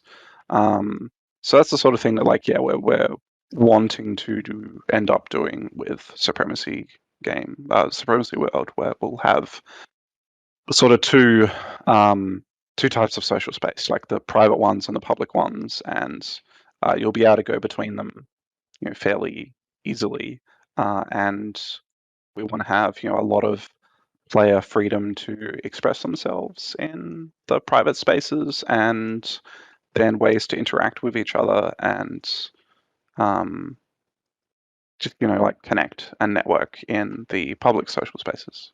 So like is the idea of being able to have like in-game shops where you show off stuff that you're selling or whatever, like a thing that could happen. Yeah, it could happen. It is always a difficult question to judge how worthwhile or like interesting to players that is. It's sort of like the good old online shopping versus in-person shopping thing, right? So like if I can do online shopping where I'm just looking for something really specific, like I am always going to want to do that rather than like going to a physical store, right? Because I know what I'm after, and all it's gonna take is like me typing into a search bar, hitting enter, and then selecting the item I want and adding it to my cart. Whereas if I went to a physical store, I'd have to, like find the section and then look through all the stuff and get it, and take it physically to the checkout and get all that kind of stuff done. Um, Whereas if I'm like, going grocery shopping and I need to get a bunch of stuff and I'm, seeing what's on, discount or whatever, then yeah, going to a physical location and getting it all at once and looking at all at the same time absolutely makes sense. So it's sort of like a mixture of um, wanting players to be able to have cool spaces where they can express themselves in ways that are unique, while also making sure that the user experience is still interesting and worthwhile and like doesn't take up more time than they'd want to have. So figuring out the idea of like player owned stores is a difficult one. It's something that I'd love to be able to see happen, but whether it is actually something that would get used is, I mean, it's kind of an unknown space, really. There's not terribly many good examples of it out there. And yeah, like we would probably have to like do a lot of polling and just investigating with the community to see how many people are actually like properly interested in what it would be like. And then be really specific about what it actually is like. And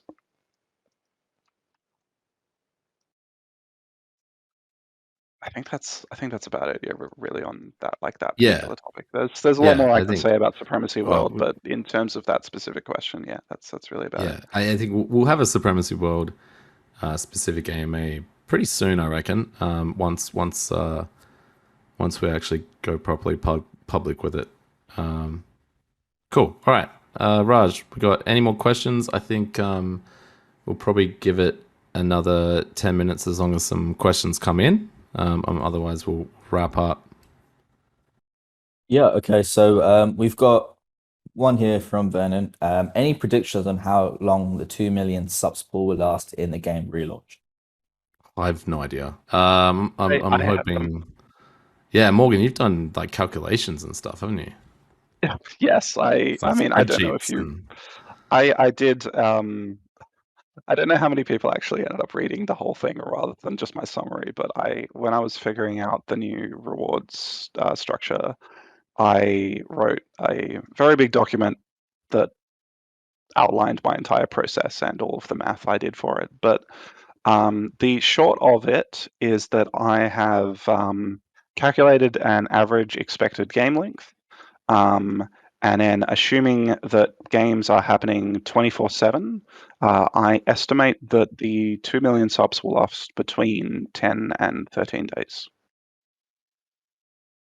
It's quite likely it'll last longer, depending on like how consistent the like player population is at any given point during the day. Because I imagine that there are going to be some time zones that are going to be much quieter, and therefore my predictions for like the number of games per hour will be much lower, and therefore that'll cause it to stretch out more. So I we would are. Sorry, I Morgan. think I was going to say I'd be really surprised if it runs out before 10 days.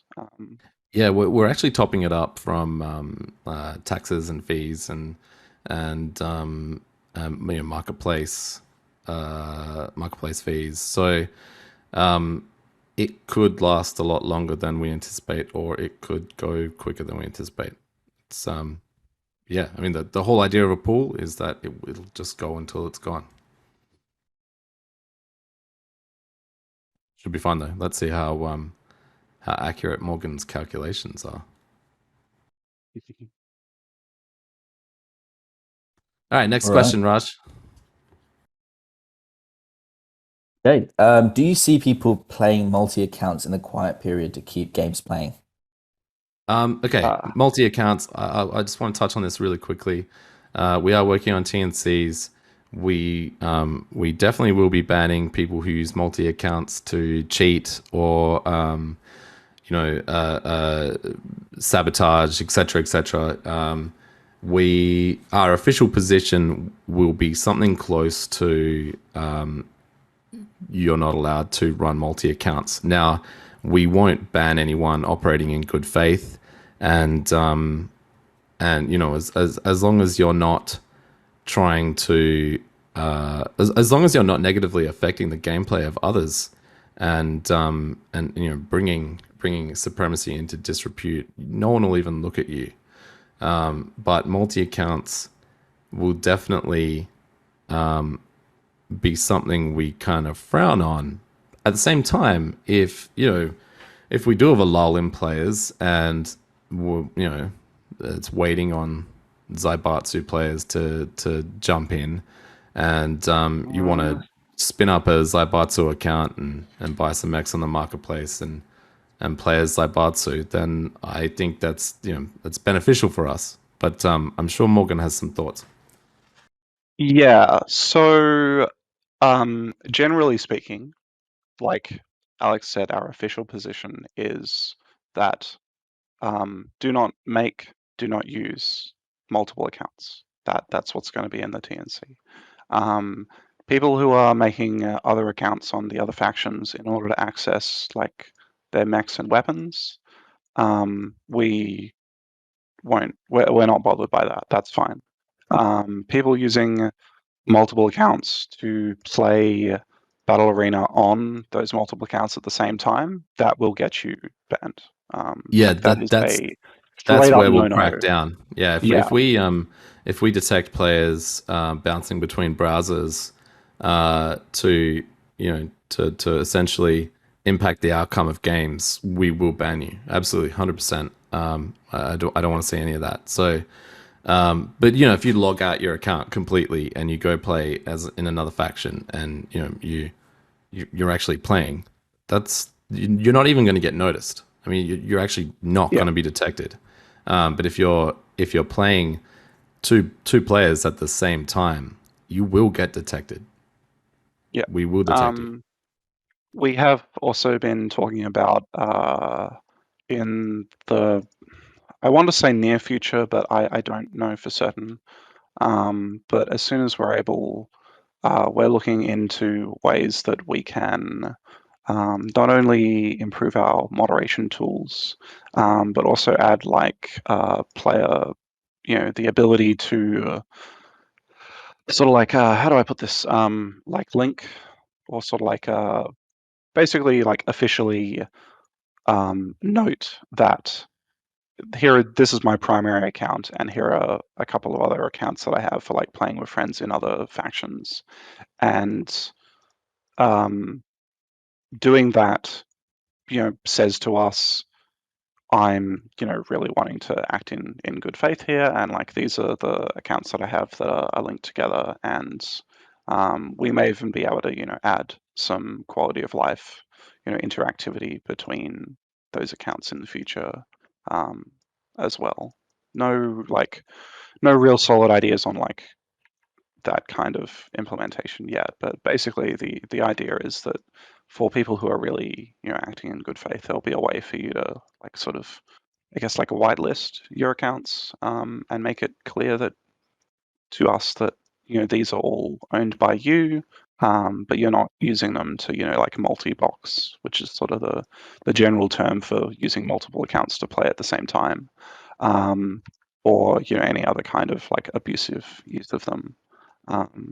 But yeah, like the official policy is don't make multiple accounts. If you've already got any, try not to use them, if you can help it. But the more realistic, sort of like more direct policy is just do not use multiple accounts at the same time. And if you do, you will you will be caught, and we will restrict those accounts or the activity that you can do on those accounts, or just ban them outright. Like, it will, yeah, absolutely happen.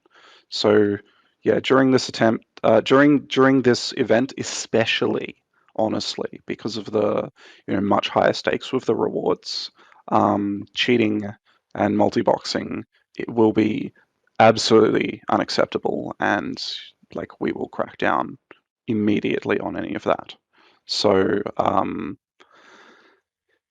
if you're seeing that one faction is not getting many players, the answer to that would be to like log out of your current one, log into your one for that faction, and play there. It wouldn't not be to also log into your one there and queue up next there as well.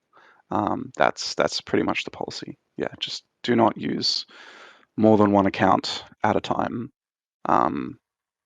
Period. Cool. All right, Raj. Any last questions? No, actually, we don't have any more questions. So yeah, I think this might be a good time to start wrapping it up. All right. Well, I need to bounce pretty soon anyway, so I'm just going to do a bit of housekeeping. Tomorrow is going to be huge, and unfortunately, John and I will actually be flying to Sydney as the game goes live. So it's going to be exciting for us touching down in Sydney to then see how it all goes. But I'm sure it's going to be awesome. Everyone is on the ready for tomorrow, and I know the community has been waiting for this for a long time. So it should be a pretty eventful relaunch. There'll be some more AMAs not too long from this one, probably a week or so. We have some big announcements that will be coming up in the next week or two, and we'll obviously do AMAs around them, and bring everyone in the loop. Unfortunately, neither of these things are ready for announcement in this AMA, but they're very, very close. Congratulations, So, man. yeah, cheers. I think Marty already knows some of the news, so it is massive, and I think everyone will be just as chuffed as we are when they hear it. So that's something to look forward to, and yeah, I think make sure now that we have relaxed the requirements for a Web3 wallet, and you can come in on email and password. Maybe it's time to bring your friends in who maybe said, "Oh, I can't be bothered signing up. I can't be bothered installing MetaMask," or said those kind of things. Bring them in. Now is the time. I think we've got one. I'll give J Rob one last question. Is the Proving Grounds comp coming to an end soon? It will be coming to an end soonish. I think J Rob only wants it to come to an end soon because he's probably winning. We'll do some announcements about Proving Grounds sometime next week. Nothing on that just yet. Proving Grounds will go down tomorrow, so it won't be online at the same time as production goes live. So obviously the competition will be paused for a little bit. We'll bring Proving Grounds back online sometime next week, most likely Tuesday. Yeah. Happy hunting, everyone. I look forward to seeing you in the battle arena tomorrow. I look forward to seeing your I look forward to watching your replays. That'll be fun.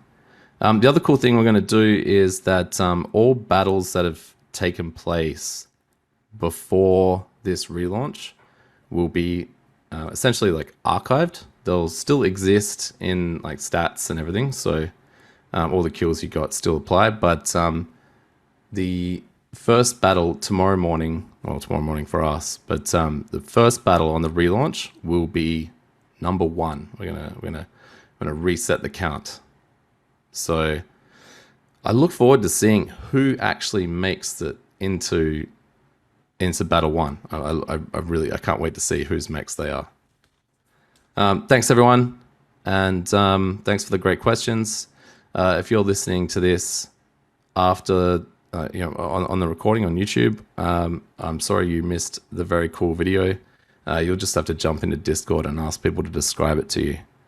All right, thanks everyone. Thanks Miss Teen Crypto. Thank you Matty for joining us. Thanks Raj, great hosting as always, and Thanks, Alex. I'll see you in the office. Cheers everyone. Cool. Yeah, just before everybody goes, as well, in regards to a few things. So for the Titan winners and community mods, please make sure to reach out to Steve. Not everyone has provided their details for shipping, and there's still about 2 or 3 people that we need, and then we can send everything off. Yeah, so get those in as quickly as you can, please. Proving ground winners, all winners will be announced by close of business. The rewards will be dispersed throughout the day and night, ready live for Battle Arena. If you are announced, please make sure that your wallet addresses are ready to be provided.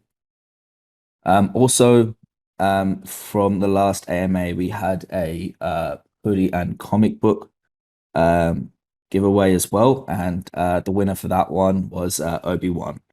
So Obi-Wan, please send us your address, and yeah, we'll send you a hoodie and a comic book. Other than that, guys, thank you so much for joining us today, and we look forward to seeing you in the Battle Arena tomorrow. Thank you. Cool. Thanks See everyone. you all. Have a good day.